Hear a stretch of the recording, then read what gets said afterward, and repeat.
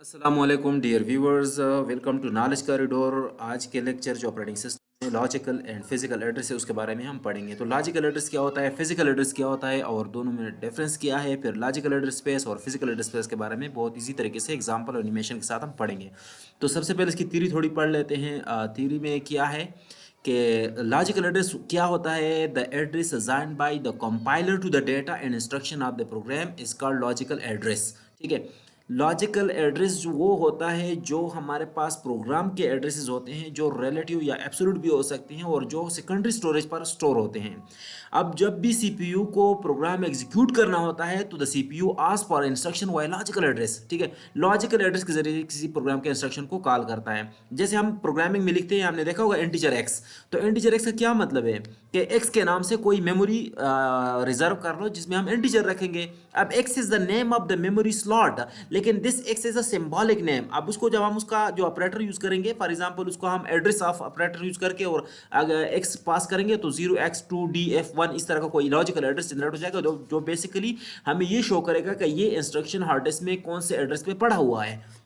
ठीक है, अब इसके अगेंस्ट जो इसके जो पॉसिबल एड्रेसेस होंगे, एक प्रोग्राम को एड्रेस करने के लिए हमें जीरो से मैक्सिमम एड्रेसेस चाहिए होंगे, तो वो जो रेंज होगा उस रेंज को हम लॉजिकल एड्रेस स्पेस कहेंगे। ठीक है, और इसी तरह जो फिजिकल एड्रेस होगा वो एक्चुअल एड्रेस होगा जहां पर प्रोग्राम जहां पर रैम का जो एक्चुअल एड्रेस जहां पर प्रोग्राम रिजाइड करेगा, प्रोसेस जो रिजाइड करेगा, तो उसको हम फिजिकल एड्रेस कहेंगे। अब सीपीयू को उसका एक्चुअली का पता नहीं होता, वो लॉजिकल एड्रेस को ही देता है जब मेमोरी मैनेजमेंट यूनिट उसको लेके और उसे फिर फिजिकल एड्रेस बना लेता है। अब वो जो सारे एड्रेसेस हैं जो किसी मेमोरी को एक्सेस करने के लिए चाहिए होते हैं 00 से लेके मैक्सिमम तक, तो उस रेंज को हम कहते हैं फिजिकल मेमोरी का जो स्पेस है, फिजिकल मेमोरी स्पेस। ठीक है, अब इसके एग्जाम्पल को हम समझ लेते हैं। फॉर एग्जाम्पल मेरे पास एक प्रोग्राम है, प्रोग्राम 1।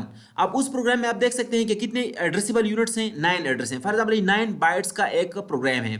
अब इस 9 बाइट के प्रोग्राम को एड्रेस करने के लिए मेरे पास कितने बिट्स मुझे चाहिए होंगे।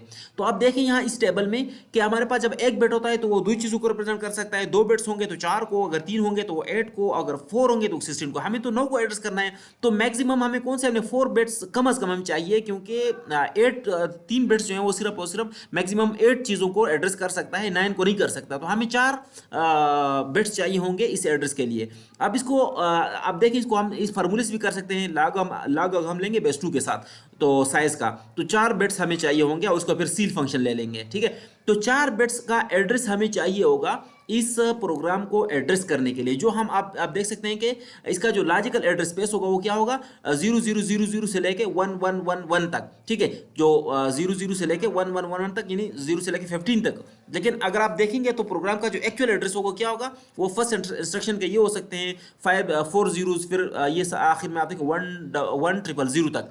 अब जो बाकी के एड्रेसेस बचते हैं ये वाले, ये ऐसे एड्रेसेस हैं जो इस एड्रेस स्पेस के अंदर तो हैं 1001 से लेके 1111 तक। तो ये यानी 10 से लेके 15 तक जो हमारे पास एड्रेसेस बनते हैं, वो एड्रेसेस तो है लेकिन उनको हम इनवैलिड एड्रेसेस कहेंगे, क्योंकि प्रोग्राम के अंदर कोई भी मॉड्यूल, कोई भी ऐसा एड्रेसेबल बाइट नहीं है जो इन एड्रेसेस से हम उसको एक्सेस कर सकें। तो ये इनवैलिड एड्रेसेस हैं, और जो एड्रेस स्पेस हमारे पास होगा वो ये एंटायर एड्रेस स्पेस होगा कि कितने एड्रेसेस चाहिए, कहाँ से लेके कहाँ तक एड्रेसेस चाहिए जो एक प्रोग्राम को एक्सेस कर सके। अब मिसाल के तौर पर मेरे पास एक दूसरा प्रोग्राम यहाँ पर है, उस प्रोग्राम का साइज क्या है, 4 है। उसमें 4 फॉर एग्जांपल एड्रेसेबल यूनिट्स हैं, तो उनको रिप्रेजेंट करने के लिए हमारे पास कितने बाइट्स चाहिए होंगे, कितने बिट्स चाहिए होंगे, सॉरी। तो उसके लिए 2 बिट्स चाहिए होंगे, क्योंकि लॉगरिथम अगर हम 4 का लेंगे, 4 का अगर लॉगरिथम लेंगे तो उसे 2 आएगा। अब 2 बिट्स हमें चाहिए कि इस प्रोग्राम को एक्सेस कर सकें।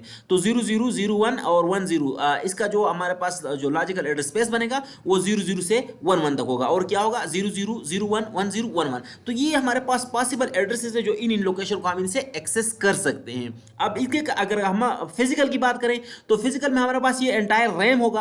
अब उस रैम को अगर देखें, यहाँ पर हमारे पास 00000 से लेके और 5 1 तक, तो ये हमारे पास एंटायर रैम है, और इस रैम में हर जो एड्रेसेबल पार्ट है, जो बाइट है या वर्ड है, उसको हमने एक एक एड्रेस असाइन किया हुआ है। अब इसका साइज कितना है, आप देख सकते हैं कि ये कितने हैं टोटल जो कंपोनेंट्स हैं वो 32 हैं। अब 32 को हम किस तरह लिख सकते हैं, 2 raised to the power 5, क्योंकि रैम है, फिजिकल मेमोरी है, तो उसको वो should be an power of 2 हो गई, तो 2 रेज़ टू द पावर 5। अब 5 बिट इसकी एड्रेस लेंथ होगी, ठीक है, इसकी एड्रेस लेंथ कितनी होगी, 5 बिट्स होगी। तो इसका जो एड्रेस स्पेस होगा वो क्या होगा, वो 50 से लेके 51 तक, ये जो एंटायर रेंज बनता है इन एड्रेसेस से इस मेमोरी को हम एक्सेस कर सकते हैं।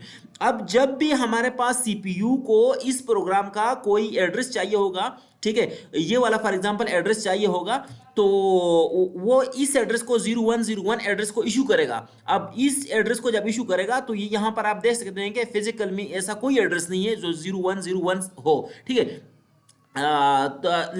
या फिर हम ऐसा करेंगे कि ये प्रोग्राम जो हम लोड करते हैं, फॉर एग्जांपल इसी प्रोग्राम को, प्रोग्राम 1 को जब हम रैम में लाते हैं तो इसको हम कहीं दूसरी जगह रख लेते हैं। मिसाल के तौर यहाँ पर आप देखें, इसको मैंने कहीं दूसरी जगह रखा हुआ है। अब जब प्रोग्राम 0001 को कॉल करेगा तो वो आप देख सकते हैं कि इस लोकेशन को एक्सेस नहीं कर पाएगा, क्योंकि इसका जो असल एड्रेस है वो 01110 है, ठीक है। तो ये हमारे पास था फिजिकल और लॉजिकल एड्रेस, और इन दोनों के बीच फर्क, और फिजिकल एड्रेस स्पेस और लॉजिकल एड्रेस स्पेस क्या चीज़ होती है। Thank you so much. इंशाल्लाह बाकी जो है हम नेक्स्ट वीडियो में करेंगे।